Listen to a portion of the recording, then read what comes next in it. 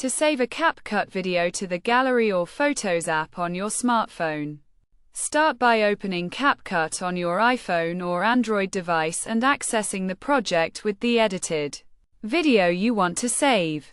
Once the video is open, initiate the export process by selecting the arrow icon in the top right corner of the app.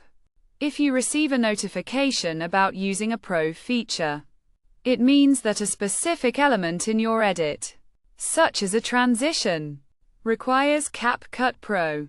To proceed without the Pro feature, disable the specific element, like turning off the animation, and try exporting again.